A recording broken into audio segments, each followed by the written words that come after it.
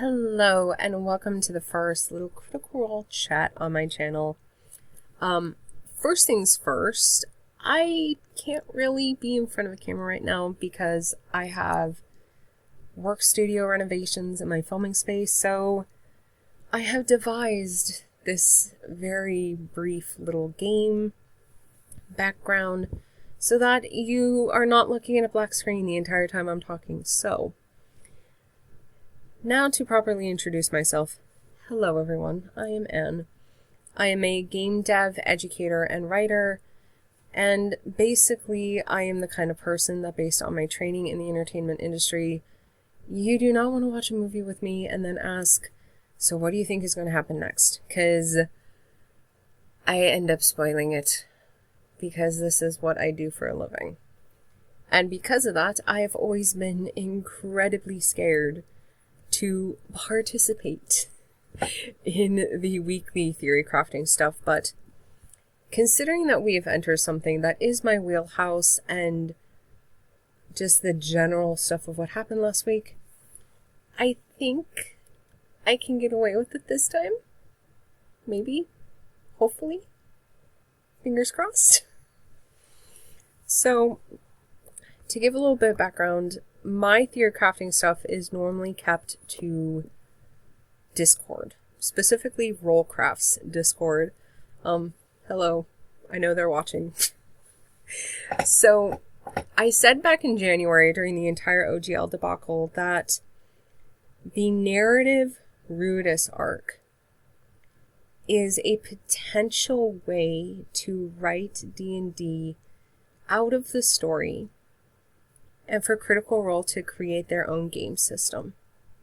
Because at that time, everyone was thinking, oh, what is this going to mean for Critical Role, Dimension 20, on and on and on.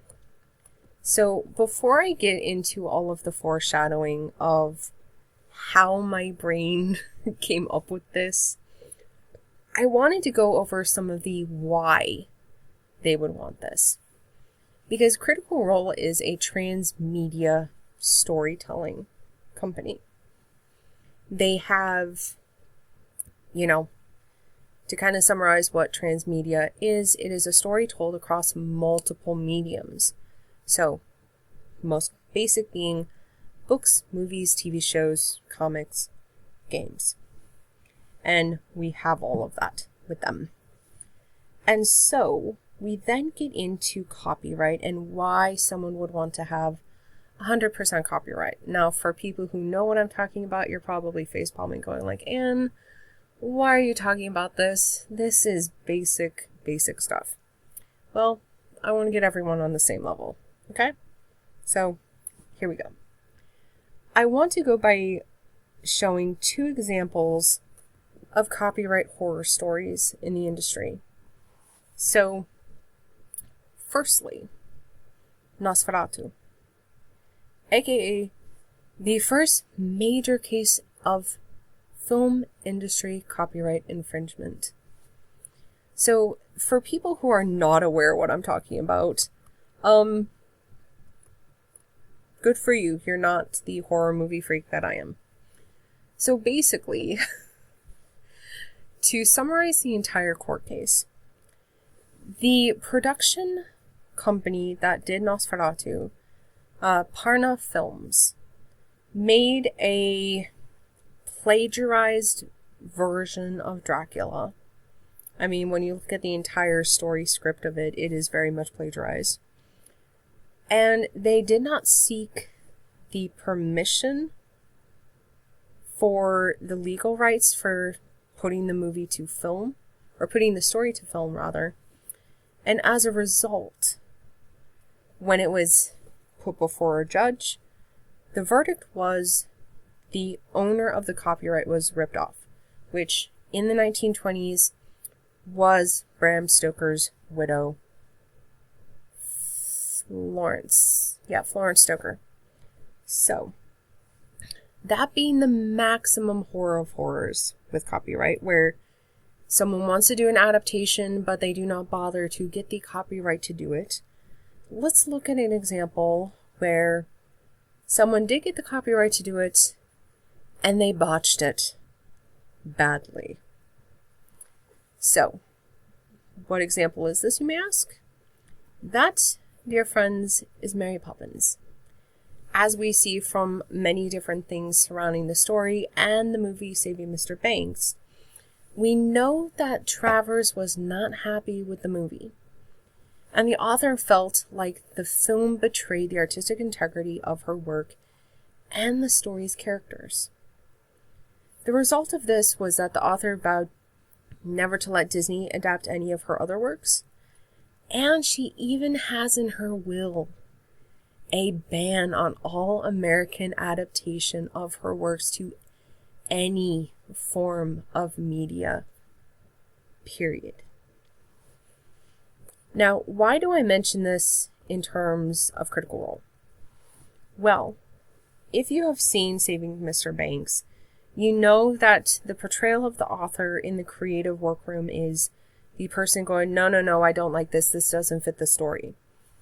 Now, imagine that, but you have Critical Role, Titmouse, and a representative from Wizards to go over everything to make sure that things are properly portrayed.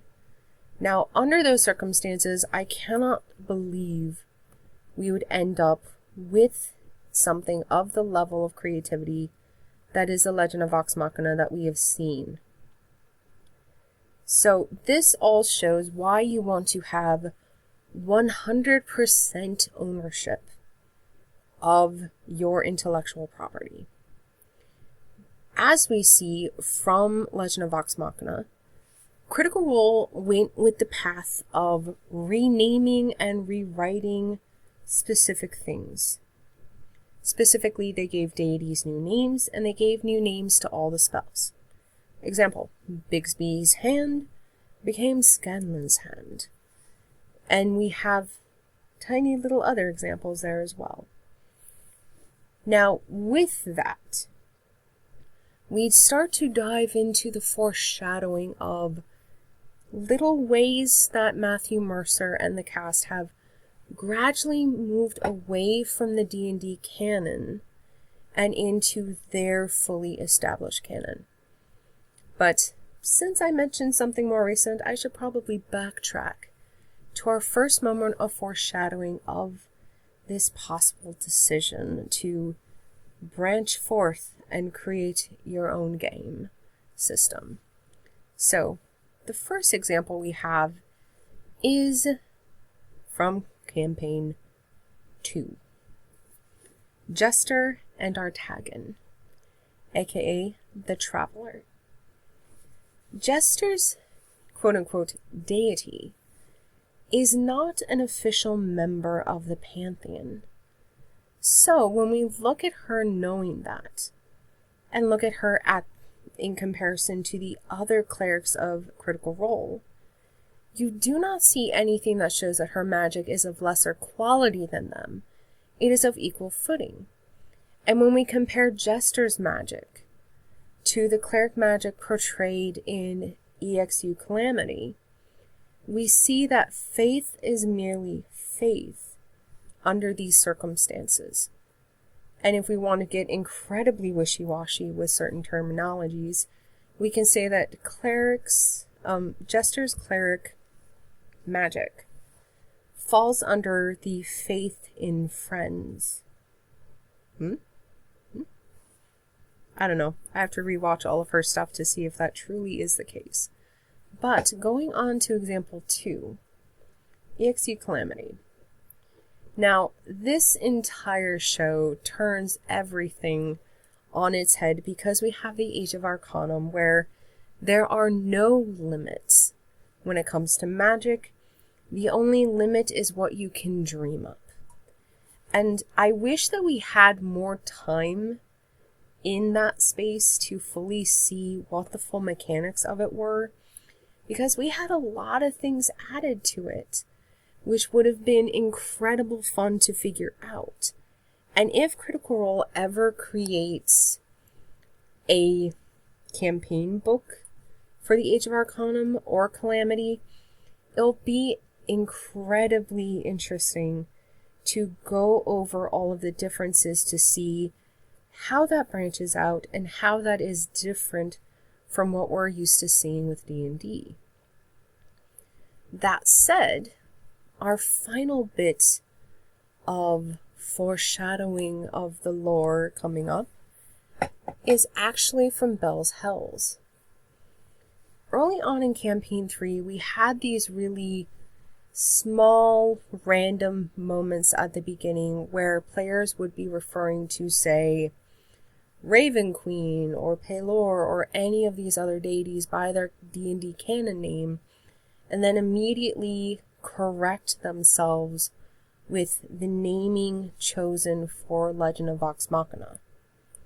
Now, some of this could simply be them trying to stick to what they had to do in the recording booth, but considering the dedication of going, oh, sorry, it's da-da-da-da-da, it seems like this is more of a business decision to further own what they are creating and what they are saying.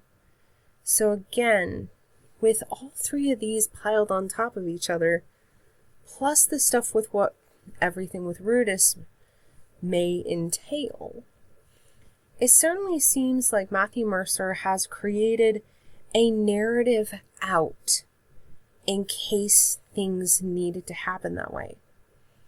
Everything with the Ruidis arc was to be made hopeless, heart-crushing hopeless. None of the instances throughout this arc have felt like a win. Yes, us having Kiki say, I'm coming, felt like a win, but everything up until that point felt anxious because nothing felt like it was going to work. It felt like the villain was going to win, and when we look at all of the evidence, that was on purpose. Everything was set up for failure. Bell's Hells played into the villain's hands. Key characters were led into the villain's trap at the beckoning of Bell's Hells, saying, let's try to stop this. We have specific events that led to some of these moments because of Bell's Hells' involvement. So when we break down what happened last week, this isn't just something made to be hopeless. This is something that was unavoidable no matter what, which means that there is a narrative reason for it. In D&D, people constantly throw out the railroading accusation when people are trying to fit a specific storyline.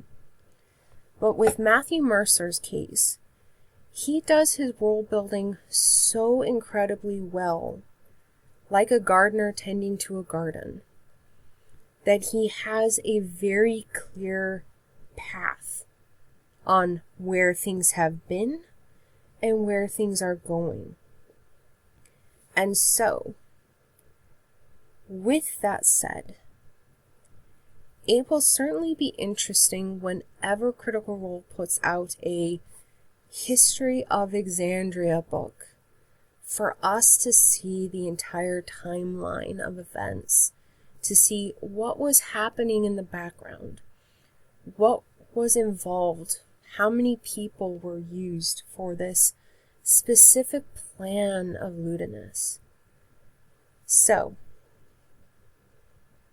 I'm certainly going to throw my wallet whenever that comes out. And I hope this gives a little bit of an insight into industry stuff behind the scenes and how we can sort of analyze stuff. And hopefully this was interesting. I have no clue. This is late night ramblings for me. I thought it was wise to press record tonight. So, I hope I can see you here again with more conversations on world building and maybe some more stuff on Critical Role. We shall see. So, thank you for listening. See you next time. Bye-bye.